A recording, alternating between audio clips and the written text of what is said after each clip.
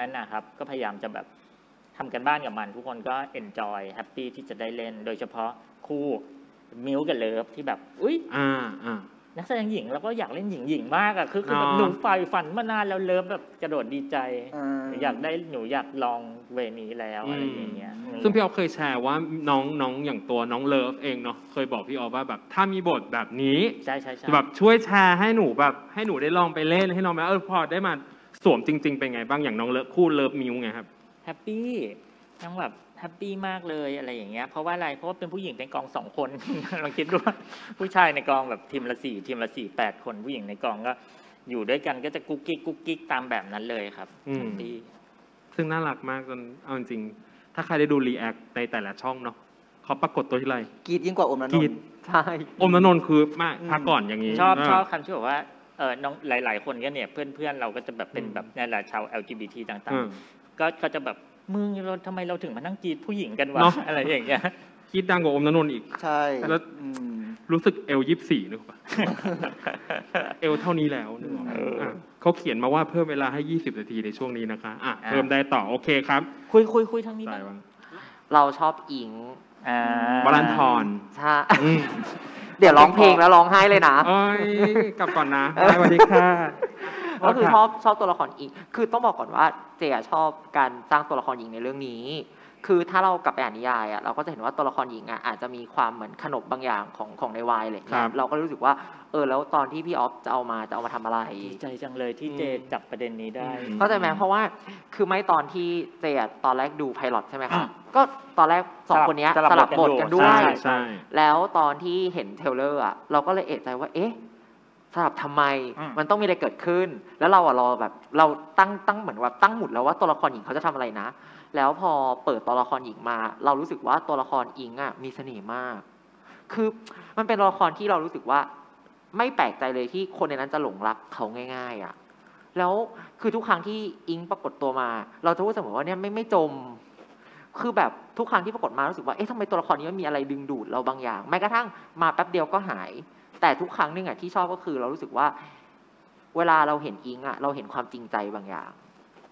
คือถ้าแบบอย่างอะไรเนี่ยถ้าเป็นตัวละครอื่นเราจะเห็นความเก็บบางอย่างใช่ไหมอะไรอย่างเงี้ยแต่ตัวละครนี้เป็นตัวละครเดียวที่ไม่ว่าเขาจะพูดอะไรหรือเขาทำอะไรอ่ะคือเหมือนเขามีความจริงใจออกมาตลอดเลยอ่ะคือเขามีแต่ความหวังดีอ่ะเป็นตัวละครที่เรารู้สึกว่ามองแล้วแบบเราเห็นแต่ความโพสิทีฟจากเขาอะไรอย่างเงี้ยจนมาถึงเรื่องความรักอ่ะเราก็ยังรู้สึกว่าพอเป็นเรื่องความรักอ่ะคนที่แบบโพสิทีฟขนาดนี้เขาก็มีมุมอ่อนแอหรือมีมุมอะไรบางอย่างนะปะแล้วพอหยิบตัวละครอิงมาคู่กับตัวละครพายกะเรารู้สึกว่าเราเลิฟวิธีการสร้างคู่ละครตัวนี้มากเลยเพราะว่ามันเหมือนเป็นการให้เกียรติตัวละครหญิงด้วยอ่ะเพราะว่ามันกลายเป็นว่าตัวละครหญิงไม่ได้มีแบบแค่อะไรบางอย่างแต่เหมือนกับตัวละครหญิงมีชีวิตของตัวเขาเองมีเส้นเรื่องของตัวเขาเองอะไรอย่างเงี้ยแล้วกระทั่งมีความรักเป็นของตัวเขาเองแล้วมันดีตรงที่ว่าความรักแบบนี้มันถูกนำเสนออ่ะแล้วเหมือนที่บอกทุกคนกรี๊ดทุกคนมีความสุขกับการดูอ่ะก็เลยรู้สึกว่าแบบดีใจจังที่มีคนนำเสนอความรักแบบนี้ในซีรีส์ด้วยอะไรอย่างเงี้ยเราก็รู้สึกว่าเฮ้ยเป็นวิธีการสร้างตัวละครหญิงที่แบบเอาตรงเราก็แอบรอมานะแล้วก็แอบลุ้นว่าจะมีใครทำไหมวะอะไรอย่างเงี้ยจนเห็นพี่ออฟเอามาใส่แล้วรู้สึกว่าดีงามใช่เราแวะเราขอเสริมก็คือว่าเราต้องตั้งธงไว้ว่าตอนดีที่เจพูดขึ้นมาเพราะตัวนี้ถูกหยิบมาจากข้างในแล้วมาปรับเปลี่ยนจำได้ว่าเปลี่ยนแม้กระทั่งชื่อมั้งใช่เพราะ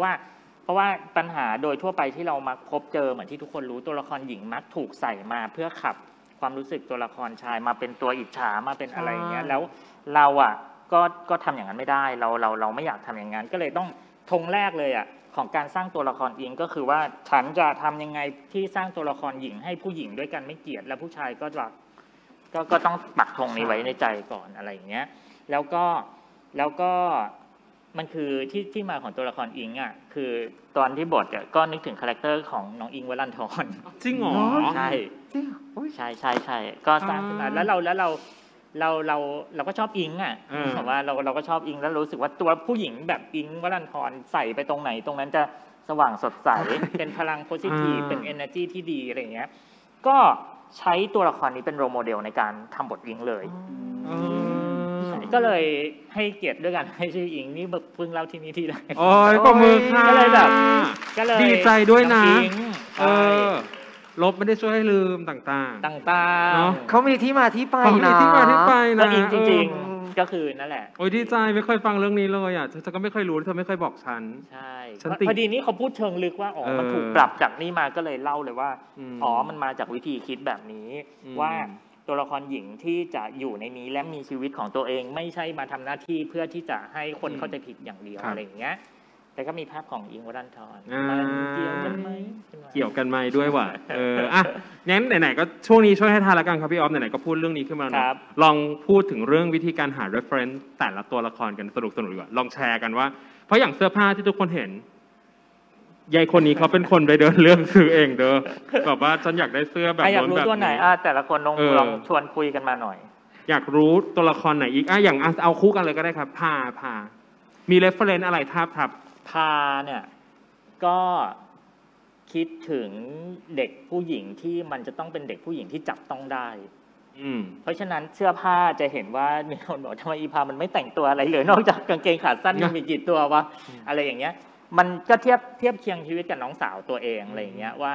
ในยุคหนึ่งที่เด็กมปลายมันยังไม่ได้อะไรมากอะไรอย่างเงี้ยทำยังไงให้ตัวพามันกลมแล้วมันจับต้องได้มากที่สุดอะไรอย่างเงี้ยก็เลยเป็นที่มาของเนี่ยเสื้อยืดตัวใหญ่ๆบางตัวเป็นของพี่ชายมันที่มันจะแบบเคยใส่กันมาแล้วกางเกงก็ไม่กี่ตัวใส่รองเท้าแตะไม่แต่งหน้ามีหน้าที่เป็นเบสของเฮียในครอบครัวนี้ตลอดเวลาอะไรอย่างเงี้ยผงผางพูดจาแบบ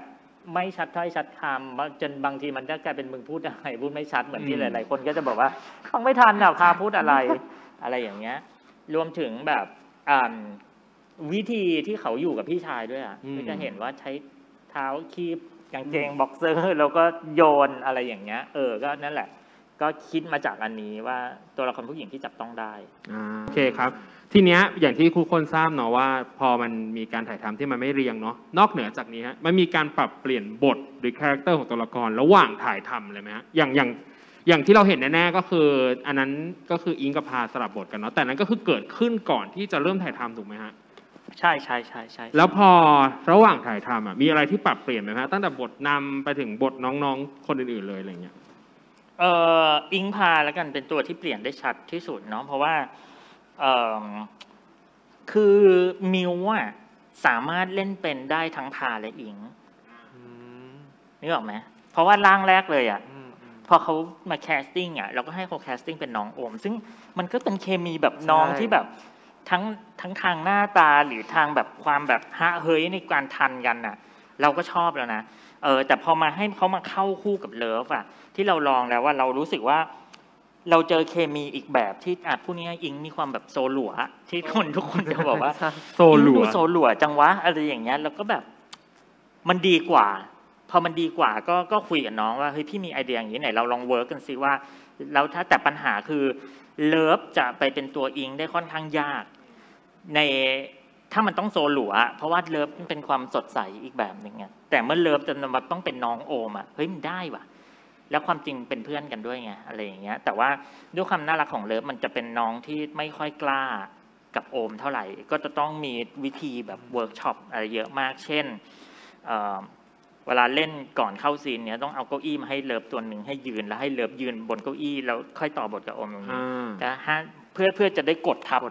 โอมไว้ว่าเราตัวใหญ่กว่าแล้วพอจะแอคชั่นก็เอาเก้าอี้ออกแล้วก็ลงมาอะไรอย่างเงี้ยก็เป็น